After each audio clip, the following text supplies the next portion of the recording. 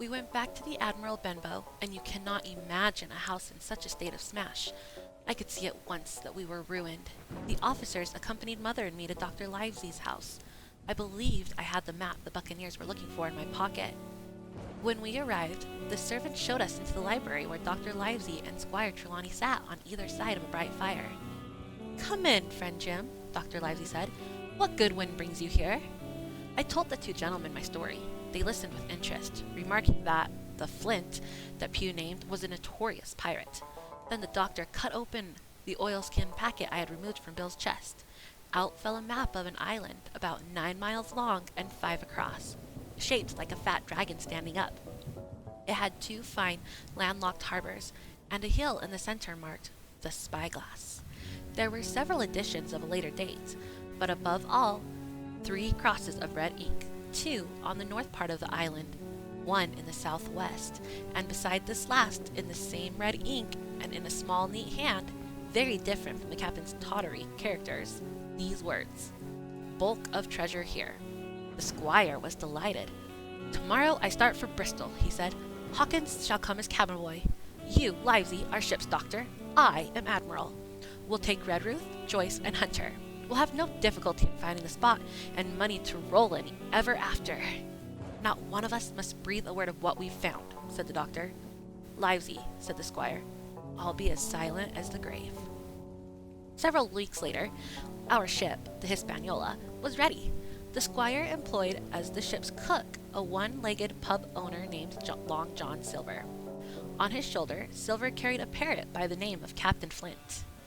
Now, from the very sight of Long John, I had feared that he might prove to be the very one-legged sailor whom Bill had asked me to watch out for at the old Benbow. But this clean and pleasant-tempered landlord was very different from what I thought a buccaneer was like. By the end of our first meeting, I was convinced that Long John was the best of all possible shipmates. We had just begun our journey when our captain, Mr. Smollett, complained to the squire that the crew seemed to know all about the treasure we were seeking, even though none of us had breathed a word to them. "I was engaged, sir, on what we call sealed orders, to sail this ship where the gentleman should bid me," said the captain. "Now I find that every man on the ship knows more than I do. Next, I learned from my hands that we are going after treasure. I don't like treasure voyages, above all when they are secret, and when the secret has been told to all but myself." After some convincing, Smollett agreed to stay only on the condition that the exact whereabouts of the map be kept secret. The squire agreed. On we sailed. All was so new and interesting to me. The commands, the shrill whistle, the men bustling to their places in the glimmer of the ship's lanterns. "Give us a verse," cried someone. "Aye, aye, mates," said Long John, who at once broke out with that tune and words I knew so well. 15 men on a dead man's chest, and then the whole crew joined in, "Yo ho ho," and a bottle of rum. The Hispaniola was well on her way to Treasure Island. I will not relate that voyage in detail.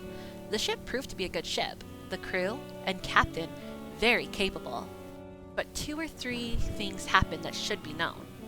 One night, I overheard Long John Silver tell a crew member named Dick that if he would join up, he would end this cruise with hundreds of pounds in his pockets.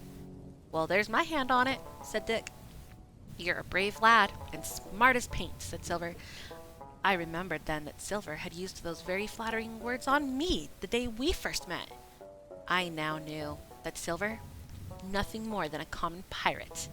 Now another man approached, to whom Silver said, "Dick's square." I heard the voice of Israel Hands, the coxswain. He's no fool, is Dick.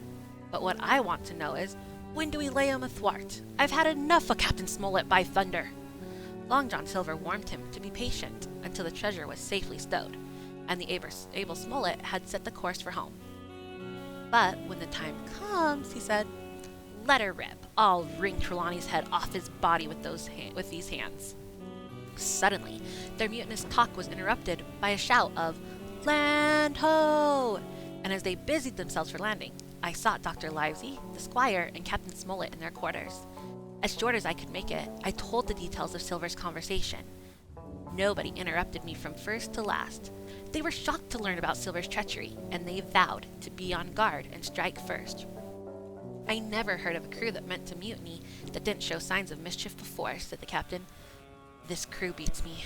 Captain, said the doctor, with your permission, that's Silver, a remarkable man. Well, gentlemen, said the captain, we must keep a bright lookout. It would be pleasanter to come to blows, but we must wait till we know the men we can count on. Jim, said the doctor, can help us more than anyone. The men are not shy with him, and he is a noticing lad. Hawkins, I put a lot of faith in you, added the squire. The conduct of the men became truly threatening. The slightest order was received with a black look and grudgingly obeyed. Even the honest hands must have been affected. Mutiny hung over us like a thundercloud.